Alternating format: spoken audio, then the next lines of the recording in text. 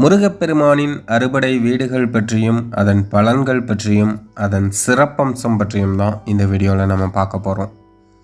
முருகப்பெருமானின் முதல் படை வீடு திருப்பரங்குன்றம் சுப்பிரமணிய சுவாமி திருக்கோயில். இந்த இடத்தோட சிறப்பம்சம் என்ன அப்படின்னா, முருகன் தெய்வானையே திருமணம் செய்த இடம் இதுதான். இங்கே போனோம்னா நமக்கு கிடைக்கக்கூடிய பலன்கள் என்னென்ன அப்படின்னு கேட்டிங்கன்னா, திருமண தோஷங்கள்லாம் நீங்கி திருமணம் விரைவில் கைகூடும். அது மட்டும் இல்லாமல் குழந்தை இல்லாதவங்களுக்கு குழந்தை பாக்கியமும் கிடைக்கும் அப்படிங்கிறதும் இங்குள்ளவர்களோட நம்பிக்கையாக இருக்குது. அடுத்ததாக முருகப்பெருமானின் இரண்டாவது படை வீடு திருச்செந்தூர் சுப்பிரமணிய சுவாமி திருக்கோயில். இந்த இடத்தோட சிறப்பம்சம் என்ன அப்படின்னு கேட்டிங்கன்னா, சூரனை அழித்து வெற்றியடைந்த இடம் இதுதான். இந்த இடத்துக்கு போனோம்னா நமக்கு கிடைக்கக்கூடிய பலன் என்ன அப்படின்னா, பன்னீர் இலை விபூதியால் தீராத வியாதிகளும் குணமடையும் அப்படின்னு சொல்கிறாங்க. இங்கு சென்றால் நோய் நொடிகள் தீர்ந்து உடல் வலிமை பெறும் அப்படிங்கிறதும் இங்குள்ளவங்களோட நம்பிக்கையாக இருக்குது.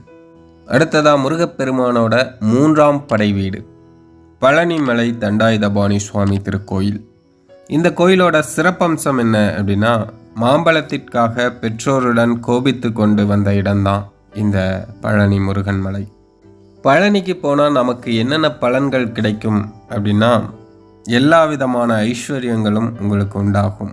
அது மட்டுமல்லாமல் சகல தோஷங்களும் நீங்கும் அப்படிங்கிறது இங்கே உள்ளவங்களோட நம்பிக்கையாக இருக்குது. அடுத்ததாக முருகப்பெருமானுடைய நான்காம் படை வீடு சுவாமிமலை சுவாமிநாத சுவாமி திருக்கோயில்.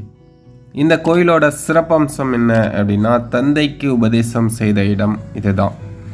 ஸோ இந்த கோயிலுக்கு போனால் நமக்கு கிடைக்கக்கூடிய பலன்கள் என்ன அப்படின்னா, ஞானம், கல்வி, வேலைவாய்ப்பு, உத்தியோக உயர்வு இந்த கோயிலுக்கு போனால் நமக்கு கிடைக்கும் அப்படிங்கிறது இங்கே உள்ளவங்களோட நம்பிக்கையாக இருக்குது.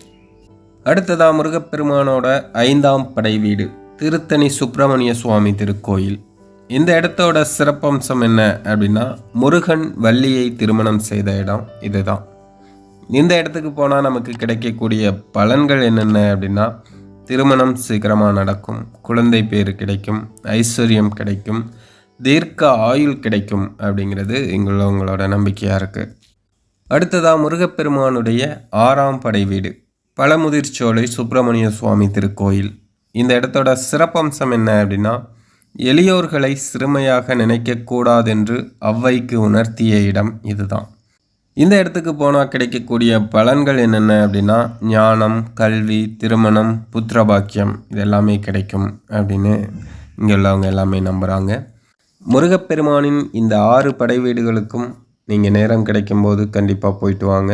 உங்கள் வாழ்க்கையில் சகல ஐஸ்வர்யங்களும் கிடைக்கப்பெறும்.